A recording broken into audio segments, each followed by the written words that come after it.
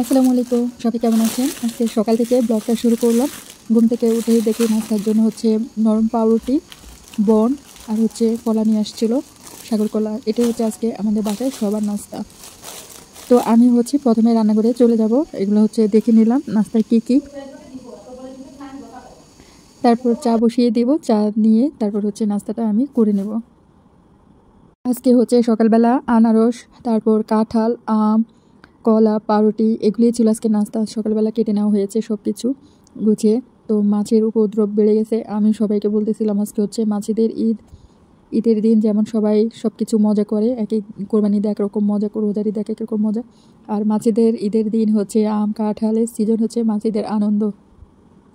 তো নাস্তা করার পর আমি হচ্ছে রান্না বসিয়ে দিব। তার জন্য সিমের বিচি হচ্ছে ভেজে নিচ্ছি। তারপর এটা হচ্ছে পানির মধ্যে দিয়ে হাত দিয়ে কষলিয়ে উপরে ইয়েটা উঠিয়ে তারপর হচ্ছে রান্না বসিয়ে দেব। চিংড়ি মাছটা কেটে নিয়েছি। এখন হচ্ছে মশলাটা কষিয়ে চিংড়ির বিচিটা দিয়ে দিলাম। এখন দিয়ে দেবো চিংড়ি মাছ।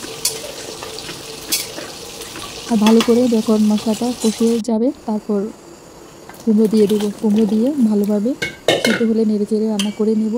আর হচ্ছে রসুনের বাগার দিয়ে নেব।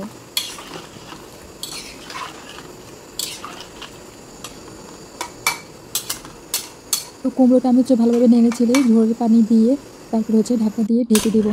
যেহেতু কুমড়োটা সিদ্ধ হবে, সিদ্ধ হওয়ার জন্য সময় দিতে হবে। তো আবারও নেড়ে চেড়ে নিচ্ছি প্রায় 10 মিনিট পর। তো কুমড়োটা আরও হবে। তো এটা হতে থাক, আমি হচ্ছে পাশে মাছ ভাজি করে নিচ্ছি। মাছটা প্রায় ভাজি আমার হয়ে গেছে। আর এদিকে কুমড়োটা বাজারে দিয়ে ফেলেছি। তো রান্নাটা মোটামুটি কমপ্লিট কুমড়ো।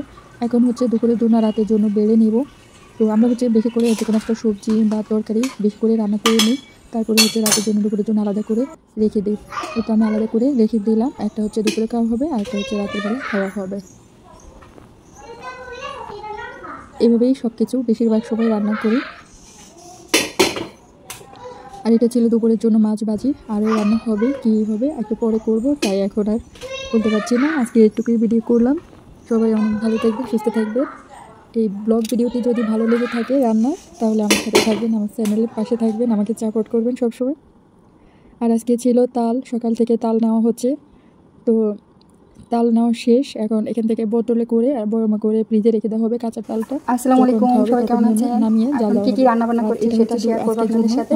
এটা হচ্ছে তাল, কাঁচা তাল। তারপরে চুলে হচ্ছে কেক বানানো হবে আর পিঠা বানানো হবে। নিয়ে নিছে আর এগুলো হচ্ছে ফ্রিজে রাখা হবে।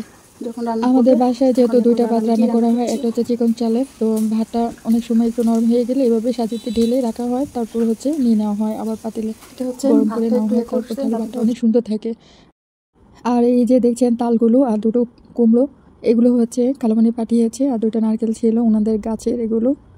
তো আজকের জন্য ভিডিওটি এতটুকুই। সবাই ভালো থাকবেন, সুস্থ থাকবেন। আল্লাহ হাফেজ।